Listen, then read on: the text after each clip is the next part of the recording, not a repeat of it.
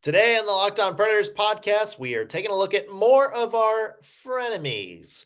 Today, our special guest is Seth Toupal from Locked On Wild. It is our crossover, our Central Division crossover with the Minnesota Wild. We're going to be taking a look at some former Predators and how they're fitting into the Minnesota Wild landscape. And we're going to take a look at some teams to watch in the Central Division, including a couple of picks that we don't think are going to be competitive in the division this year. Not just the Coyotes and Blackhawks, but some contenders as well. That's today on the Locked On Predators podcast. You're Locked On Predators, your daily podcast on the Nashville Predators. Part of the Locked On Podcast Network, your team every day.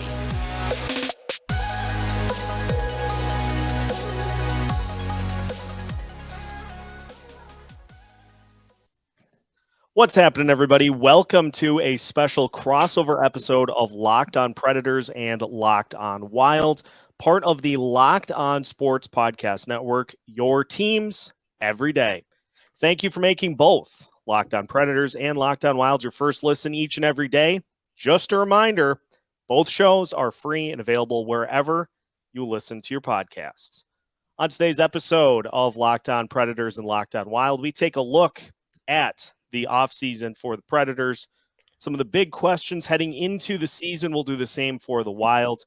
We'll see how both teams stack up in the Central Division and Western Conference playoff picture. My name is Seth Toupal, host of Locked On Wild. I'm joined by the hosts of Locked On Predators, Nick Morgan and Ann Kimmel. Good to have you both on. Good to be close to the start of the hockey season. We got one more week before the real games get going. So we are all excited for that. And I think we'll start, we'll let the visitors today start with the questions. And so anything Wild related. Yeah. First off, thank God hockey's back. Regular season hockey, we're a little bit spoiled. We get to the regular season a little bit earlier than the rest of the NHL, thanks to the Global Series. So yay us. Of course, I would be remiss for my Nashville viewing audience if I didn't lead off with everybody's second most handsome Swiss. That is Kevin Fialo. We know he has departed to the LA Kings in an offseason move. We know he was a big part of what the Wild did last year. Maybe up there, second, third forward, best forward behind Kaprizov. How does the Wild fill that void this season? It's funny because you would assume that you would just fill that production with a player, right? Mm-hmm. Like you just say, hey, bring in this free agent and just take all of these goals, all these points, and just replicate it. Well, the Wild are going to be relying on a couple of young players to kind of fill together. And so it'll be Matt Boldie, who is going into his second season in the NHL, had a sensational rookie year. And I think had Boldie played the entire season, he would have been at the very least a finalist for the Calder Trophy, if not the winner. He had 39 points in 47 games and just was an absolute revelation for this offense once he made it into the lineup after being injured to start the season. The big thing that we're going to find out this year is, did Matt Boldie stir the drink for the Kevin Fiala, Matt Boldie, Freddie Gaudreau line, or was it Kevin Fiala? Because, 85 points, it's not like Fiala was just kind of a happy to be there part of that line. He very much was a focal point for this Wild offense on special teams in 5-on-5. He is going to be nearly impossible to replace in that lineup. So you got Matt Boldie, you got Marco Rossi, who is expected to make the roster here as another potential Calder Trophy candidate. And so he will replace some of Matt Boldie's production, and it's expected that Matt Boldie will take over for Kevin Fiala, and you'll kind of replace it that way. Here's the other thing I was looking at the other day. The Wild were I want to say they were 20th in goaltending in the NHL, and they were bottom 5 in power play and penalty kill. So the out-of-the-box way to fill all of those numbers is to be better on special teams and to get better goaltending. So they're maybe not going to score as many goals this year, but if they're better in those categories as well, they'll still be the same sort of solid team that they were last season. So you just touched on one of my main questions. So the Wild signed Marc-Andre Fleury for 2 years, lost Cam Talbot. What is the drama level like when it comes to goaltending with the Minnesota Wild? And do you feel like they have landed somewhere that's going to make them better in net? I think that's a great point, because there was certainly some contention with the 50-50 split last year. Cam Talbot and his agent not super thrilled to be part of that going into this season. And there was that pretty vocal blow up at the NHL draft with Cam Talbot's agent basically saying like, hey, we don't want to do this again. And Bill Guerin saying, I don't care. And it's funny because it got to the point where it seemed like everything was ironed out. And then Guerin had the revelation of, if you don't really fully want to be here, let's do something about that. So he trades Talbot. He gets Philip Gustafsson back in return, young goalie who was supposed to be kind of the guy of the future for Ottawa, but it never ended up panning out that way. I'm hoping that he will perform better with less expectations for him. He's the clear backup here. And with Jesper Wallstedt waiting down in Iowa to eventually be the heir apparent, he's not going to have to shoulder all of that responsibility for this team. And so he can be the backup to Marc-Andre Fleury. Fleury is now the clear starter on this team. So there's no sort of who's going to start in the playoffs when we get to that point. Everybody knows what's going on with this team now. And I think it just eliminates a lot of that tension, a lot of that drama. Although, Cam Talbot, I think to his credit, probably would have gone into the season without any issues, but it was one of those things Bill Guerin just did not want to deal with, and rightfully so. And it's just unfortunate for Talbot too, because he was going to a situation where he was going to have an opportunity to be the starter for the Senators. And now you see the news with his upper body injury that he's now going to be out for 5 to 7 weeks. So it's just big hit, a tough break there, but I think the Wilds played it the appropriate way considering the circumstances. And so they're banking on the goaltending being better with everything now pretty cleared up. How do you think they're going to split that time? Is it going to be similar to what they did last season, or do you think Fleury's going to carry a little bit more? I think the objective for Fleury is to get him somewhere around that 50 start plateau. You then have a backup in Gustafsson if he performs well.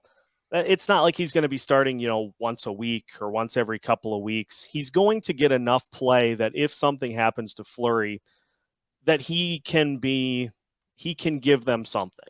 We don't really know exactly what it is yet, but he will get enough of an opportunity to see if he can be somebody that's on this team after this year. He's a restricted free agent at the end of the season. Not really sure if he factors into the long-term plans yet, but he will get the opportunity this year to show if he can be that guy. And if not, the Wild are going to, if Fleury wants to come back for another season, they'll roll with him. If he doesn't, he retires and that contract is off the books. You move on from Gustafsson if he doesn't show much, and you go into maybe a 1-year situation where you have to find a goalie until Wallstedt is ready. So there are a lot of options, but it's a small picture that the Wild have to try to fill with this goaltending situation until the brick wall is ready to rock.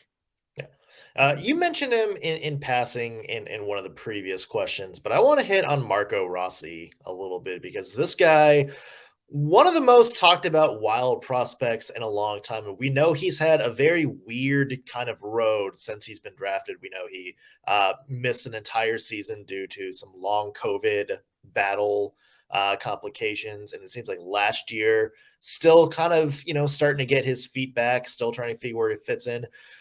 Do you think he's kind of ready to make that full-time jump to the NHL? And do you still have the same level of optimism for him now than you did, say, when he got drafted in 2020?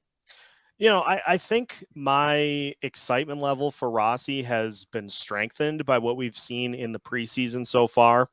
He came into training camp with this look of determination about him, and all of the interviews that he's done have furthered that. In that, look, he understands that last year was mainly about just getting him back into a hockey routine. Now he is here to prove it. Now he is here to show that he belongs at the NHL level. And you look at the things that he's done on the ice so far. We got a chance to see him play with Connor Dewar and Brandon Duhaime in the preseason game against Chicago. A bunch of guys that just play really hard on the ice. They battle for pucks all up and down the ice. And I think really kind of impress the coaching staff with just how gritty and grindy those guys play. And that's just Rossi in a nutshell. He just is going to give everything that he has out there on the ice. I think part of that is because of what he has gone through. He understands that this opportunity, is a gift for him after all the COVID-related things that he went through, not really knowing how that was going to play out. And so I think he has this new appreciation of he gets to play hockey, he gets to be a part of the Minnesota Wild organization, and I think it's made his game even better. Oh, and he has just that great skill set offensively that he's able to use. Set up Tyson Jost for 2 power play goals on the first preseason game of the preseason. So he has a great offensive skill set, but if he continues to work hard and just do all the things that the coaching staff asks for him, he's going to play up and down this lineup. And by the time we get to the end of the season, he is going to be a top 6 guy. I have no doubt that he's capable of it, and I'm really excited to just get a chance to see him do it. And last question I think we have on the Wild. It's a guy that draws a lot of emotions whenever you bring him up in Nashville. That's Ryan Hartman. Oh, yeah. Big feelings. I'm sorry, Ann. I'm sorry. No, so look, came out of nowhere with 34 goals last year and 65 points total. Nowhere near his career level, just way above that line. So here's the question for you, Seth. Is what we saw last year the new and improved Ryan Hartman, or was this kind of just a 1 year, that was weird, and he's going to go back to maybe more of like a 30-point guy from now on? I'm going to use a player comp to try to help illustrate this point. Is we saw for a good majority of 2 seasons ago, when Kirill Kaprizov was a rookie in the NHL, we saw Victor Rask as his center and Matt Zuccarello as the winger on that line. And Victor Rask did nothing with that pairing. He was truly the I'm just happy to be here guy. He was the anchor up and down the ice. You've got Kaprizov winning the Calder Trophy. You've got Matt Zuccarello finding some good chemistry with him. And you literally have Victor Rask just there for the party. Ryan Hartman comes in and just has this sensational season, and people forget Hartman actually led the team in goals through the first 22 games of the season. I think he had 14 goals was the count, because Kirill didn't quite start the season off from a scoring perspective the way you'd like. He obviously rebounded and then some. But I think the big thing for Hartman is that he benefits by being on a line that is going to shoot. They're going to shoot the puck a lot. They're going to have the puck a lot because of what Kirill brings on the ice. They're going to possess the puck a ton. And Kirill by himself is a generator of so many good opportunities because of the amount of attention that he draws. And Hartman this past season had a career high in shots by a large margin. And a lot of those were just really, really good feeds from Kaprizov. But at the same time, you have to be able to do something with them. Like Victor Rask spent that whole season on the Kaprizov line, and no matter how many times he got great feeds from Kirill, did nothing with it. So I think the offensive skill set has been there.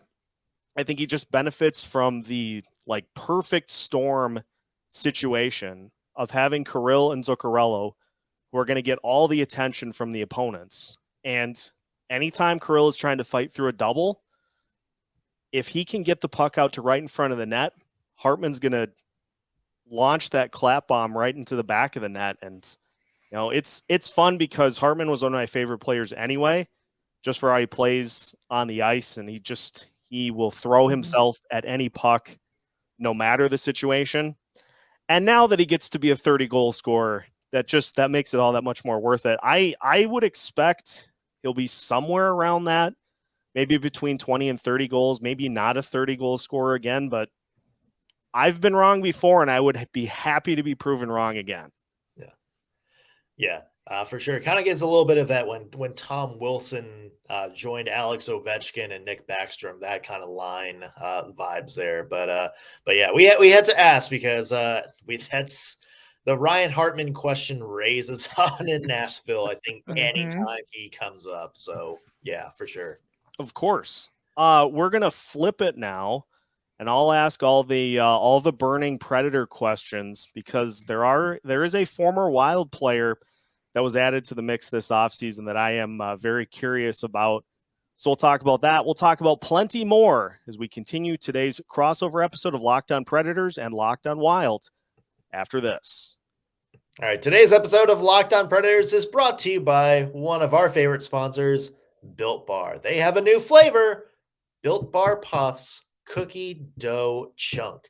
That's right. Cookie dough chunk puffs have light and chewy texture, real cookie dough chunks, and of course, they're all covered in 100% real chocolate.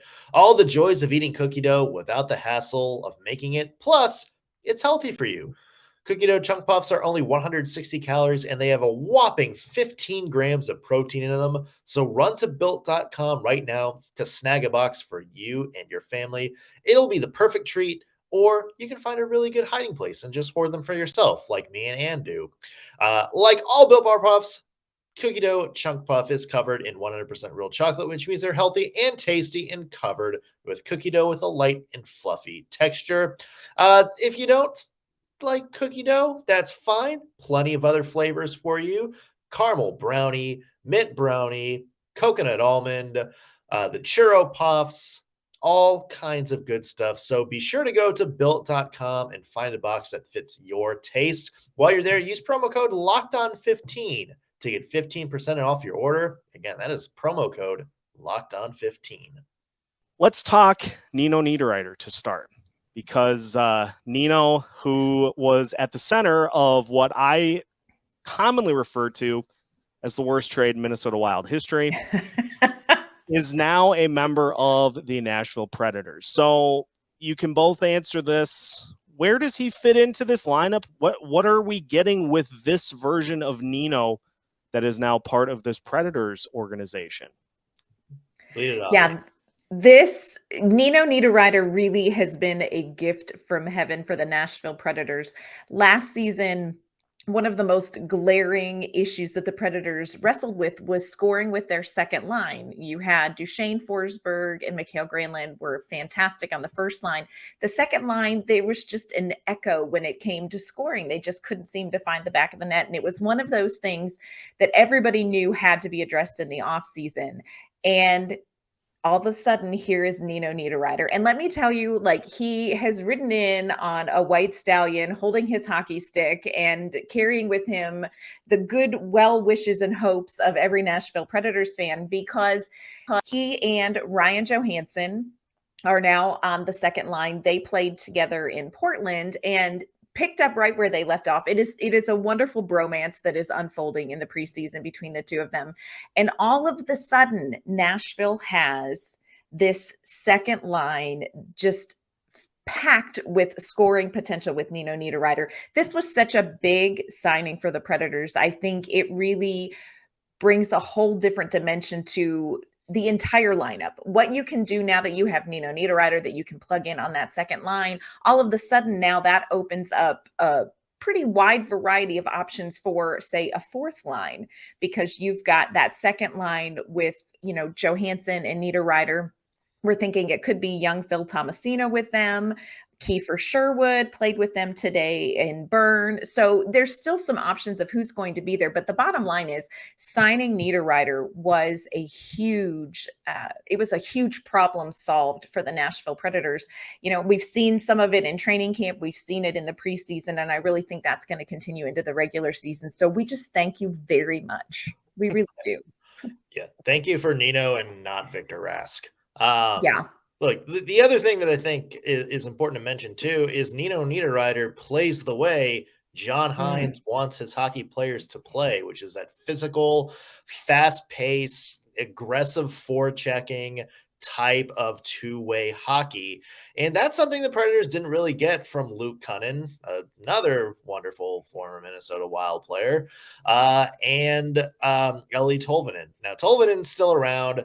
Maybe that works out to that other line mate that Ann was mentioning, but Nino Niederreiter, he is a 20-goal scorer, a repeated 20-goal scorer, and he plays with that same style, and he has great chemistry with Ryan. Shut up, man. He has great chemistry with Ryan Johansson, and I think that's the big thing. So not only do his stats kind of tell his story, but the way he plays, I think, is the bigger thing for the Nashville Predators when it comes to bringing him in this year. Yeah, Victor Rask is a repeated 6-goal scorer, so super happy that worked out. And it's funny that I'm bashing him, considering he's no longer in the Wild organization. You'd think you just move on, right? Yeah. Sometimes there are still big feelings that linger. It's okay. Yeah, well, you might be familiar with somebody named Ryan Suter. I don't think we've got that one yet either. No. There seems to be a lot of player crossover between these two teams. I feel like I'm telling you down the list and just go off on tangents. Yeah. You could have, and we'll have to do this in the off season, just a 6 degrees of separation for players that have played on both of these teams. And you could field an entire team with that. Oh, yes. Between the two. Yep. Just a wide mix. I wanted to go to the goaltending situation because we all saw what happened against Colorado. And it's tough to try to fill in for a goaltender the caliber of UC Saros. Predators tried. Avalanche, it was just their year. They were not going to be denied the Stanley Cup this year. So going into this season, what have the Predators done to kind of retool the goalie situation behind Saros? Obviously, he's going to be the guy going forward, but what does that goaltending situation look like here for the Predators in 2022-2023? Well, in the offseason, they brought in Kevin Lankinen, who, of course, kind of became Chicago's pseudo-starter at the end of last year when Marc-Andre Fleury got traded to you guys. He comes in on a 1-year, $1.5 million deal. So that money screams, yeah, we kind of want you to be on our NHL team. John Hynes has not committed to him being the backup, though. He has mentioned many times the word competition when it comes to backup goaltender. Connor Ingram, who became the Preds pseudo-starter last year when UC Saros went down and David Riddick did David Riddick things. He's still figuring out his role on the team. He hasn't had the best preseason. Kevin Lankinen has had a very good preseason. But John Hynes hasn't really committed to who's going to be the backup. We think it's going to be Kevin Lankinen. We think Connor Ingram is probably going to be put on waivers and wind up down in Milwaukee or unfortunately somewhere else. But we'll have to see, because I think whoever it is, I think they need to be able to play somewhere in that 25 to 30 game a year range and play very well. And I think that was UC Saros, had more starts than any other goalie in NHL last year, not really by design, but more because the Predators just really couldn't trust Riddick. And me and both love David Riddick as a person. Oh, love him. One of our favorite people to cover. But, you look at his stats and it just, he wasn't there. It was at the point where he was actually kind of a liability in some games. So they're trying to avoid that this year. If they can get just solid average goaltending from one of their backups, enough to help them, stay in some games, win a few games, and give UC Saros maybe more 55 around that mark for starts, I think that's probably what the Preds are going to want out of their backup situation.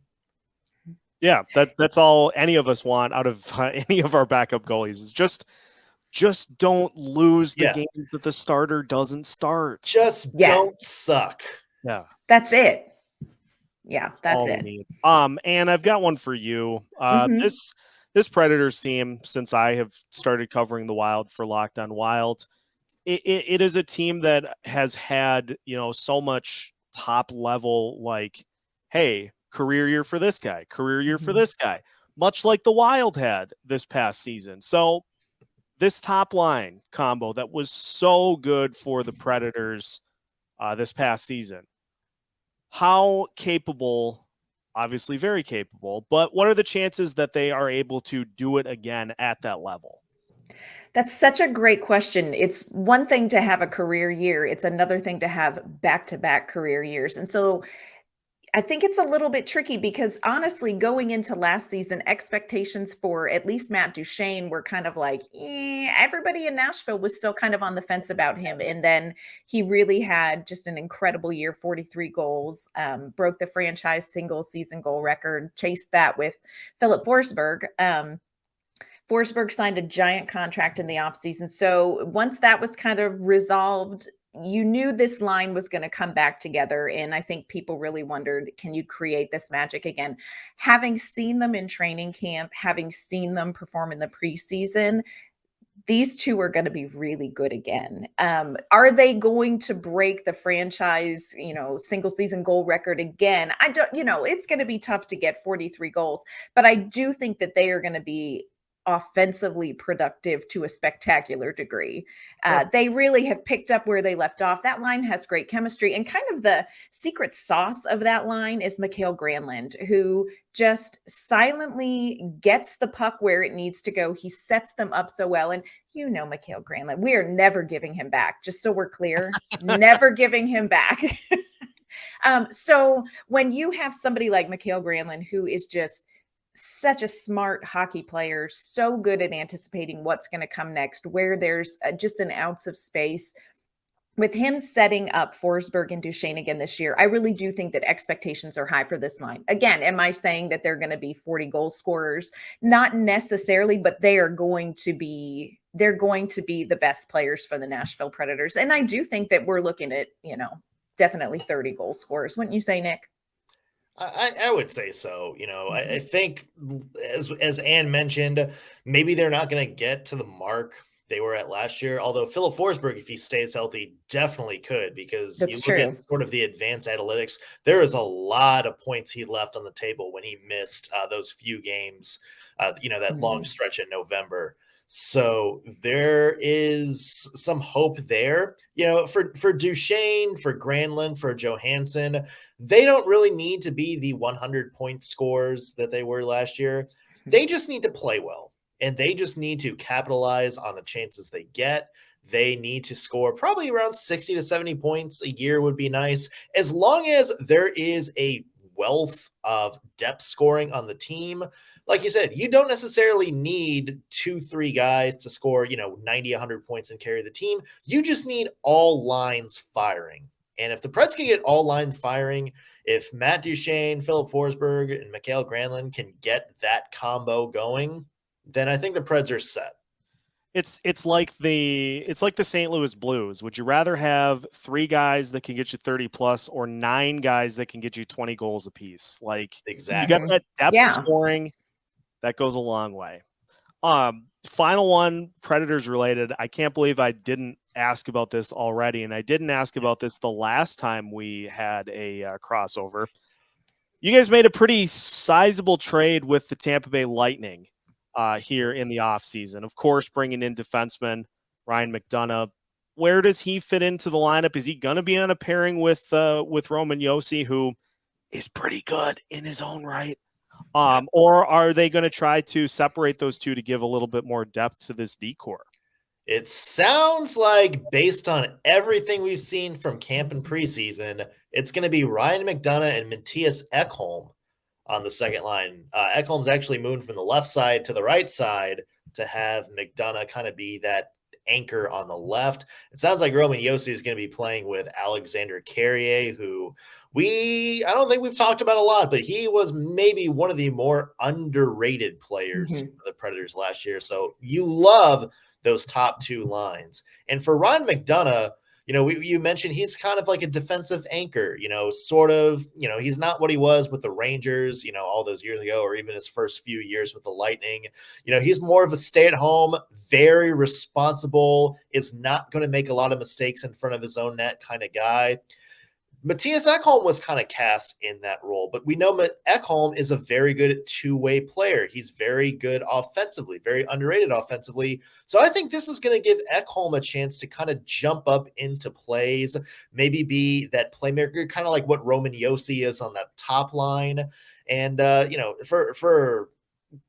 think for the Preds, this gives them a surefire shutdown defensive pair that, quite frankly, they haven't really had since PK Subban left. We've been talking about this on a few shows before. Subban, Ekholm, everybody talked about Roman Josi and Ryan Ellis as the scoring line, but Subban and Ekholm were like the two guys that you put against Sidney Crosby's line, Steven Stamkos' line, and that line was not going to score because they could not get anything towards the net. I think this is probably what the hope is, what McDonough and Ekholm are going to be. We call them the clamps, and Wild know a thing or two about having a couple of those guys. So I can relate. It's a lot of fun. Yeah, for sure. Well, let's finish by taking a look at the Central Division, and going to be that same team probably at the top, but we'll take a look at we'll do the heat check on the rest of the division, who we like, who we don't, as we finish today's crossover episode of Locked on Wild and Locked on Predators after this. All right. A reminder for folks coming up this week, the Predators do play their first game of the season, the regular season, Friday against the San Jose Sharks. A lot of content planned, including a crossover with our friends at Locked on Sharks. We got something special that is coming up later this week, so be sure to tune in for that.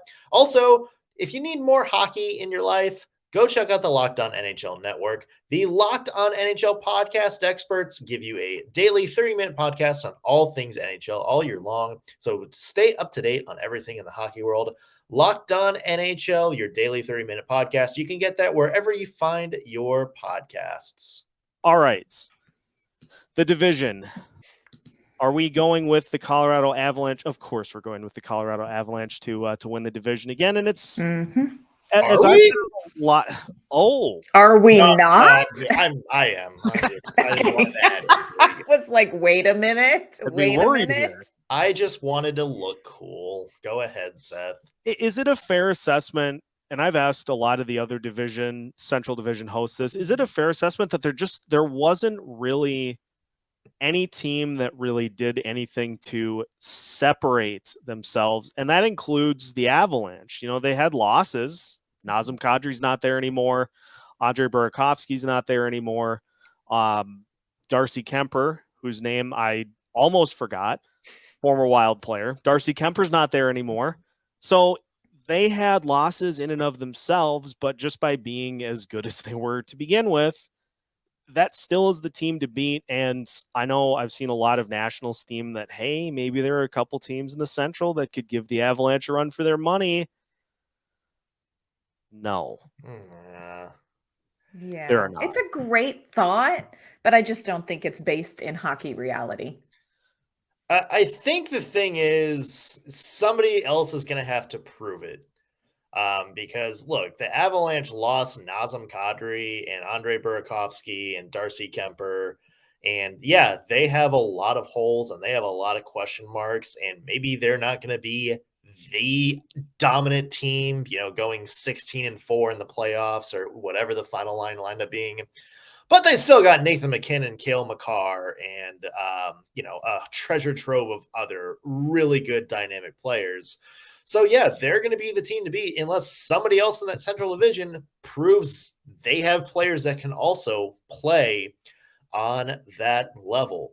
But I agree with what you said. It just seems like there is kind of right now a level of separation between the Avs and that sort of weird core pack of, like 2 to 3 other teams in the Central that can conceivably maybe push the Avs a little bit if certain things go certain ways. But I do think the Avs by far are going to be the favorites. And it's going to be real interesting, the battle to see who that next tier of play, like who winds up second and third. That to me is going to be a very intriguing battle this year.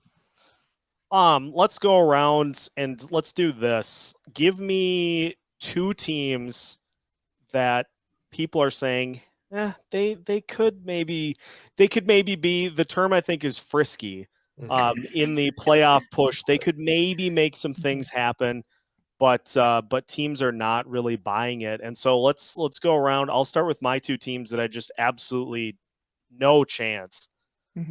Dallas Stars and the Winnipeg Jets. Like, I am sorry, and I'm going to be doing a crossover with the Jets this week.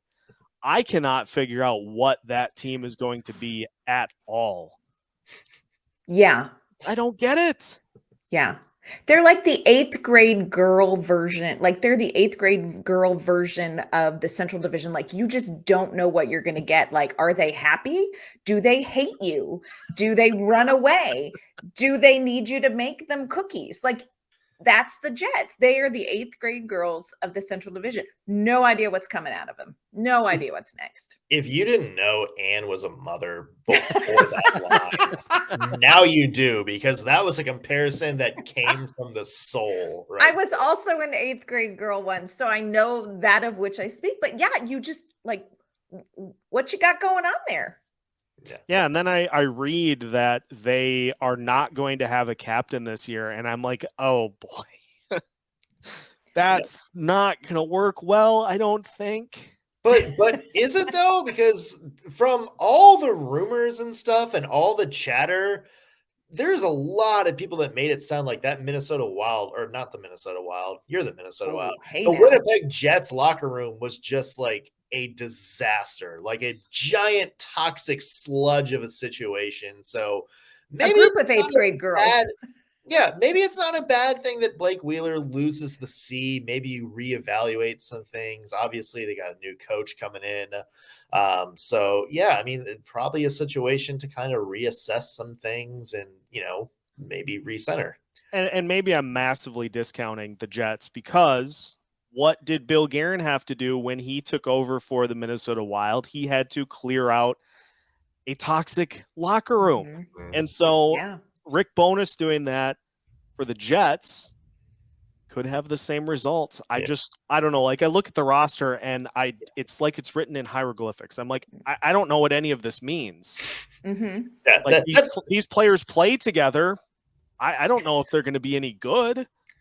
Well, that's the key too, is I think you guys had some better players coming behind Parise and Suter, whereas the Wild, a lot of their big names are on the wrong side of 30 or aging out. And the other ones, like Pierre-Luc Dubois, you don't really know what kind of player he's becoming. I am very intrigued, though. I want to talk about your Dallas Stars, because I agree. That's one of the teams that I think are, a lot of people are like, oh, maybe they're going to be third, maybe they're second. I talked to my buddy Dane Lewis at Locked On Stars a couple of weeks ago when we did our crossover. He was very high in the Stars, maybe being that surprise team. I just don't know what's there, And here's the thing. Are you going to count on Joe Pavelski at 98 years old, being the team's like leading scorer again and hitting 90 points? Is that what you're really going to like hang your hat on? Are you counting on Rupe Hintz being like a 80-point guy or whatever he was last year? Are you? And then, the thing with Ben and Sagan, those are your 2 cornerstone players, and they were just absent last year. And it's a lot of things where it's like, I look at last year and I think, you know what? They might have just kind of lucked into a playoff spot they really had no business being in. And, oh, by the way, Jason Robertson still doesn't have a contract. So he's What are they doing there? So I don't know. It just seems like the Stars are one of those teams where, if Jake Ottinger is not on his game or he's off or anything like that, he's injured, this can be an absolute disaster. Yeah, I agree with you about the Dallas Stars. And I think it all comes down, like you just said, to Jake Ottinger. I think he is kind of the ace in the hole for them.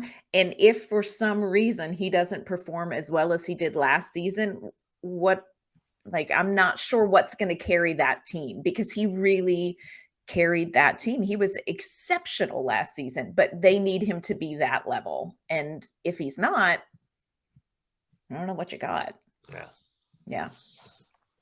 Yeah, it's it leads to just, I think, a similar feel to what we had this past season, where you've got the oil on top of the water. I think that's how that works, right? Is if you pour oil into water, the oil rises. That science thing. You've got those teams up at the top of the division. You got the Avs, then you have some combination of the Blues, the Wild, the Predators, and then you have the Dallas Stars, you've got the Jets, and then there is 50 feet, and you have the Arizona Coyotes and the Chicago Blackhawks. I think that's how things pretty much divide out here. Who do you think? Who do you think finishes higher, Blackhawks or Coyotes? That's a question. I'm going to take Arizona, but I did too. I think it's going to be painful to watch, and I think it's going to be way closer than anyone would hope for. Yeah. I would love to see Chicago just surprise everybody and just between the two of them, between the Coyotes and the Blackhawks, make it interesting, because they're not going to necessarily make it interesting with anybody else, but let's make that interesting. Because like you said, that middle tier, that's where the action's going to be in the Central Division. That's where the good stuff's going to be. And I think that's going to be the good stuff across the league. That's where the good stories are going to happen. I don't want to brag, but the Central Division kind of is going to have it this year.